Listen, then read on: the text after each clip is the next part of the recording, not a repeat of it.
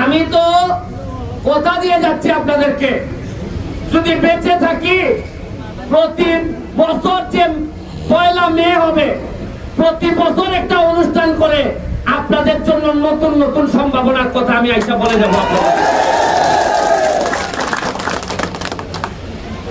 এই মরা নদীতে বাঁচাইতে গিয়া, নদীটারে বাঁচাইতে গিয়া, আর আপনাদের 2টা স্ট্যান্ড করতে গিয়ে এই পর্যন্ত খরচ হয়েছে প্রায় 75 লাখ টাকা।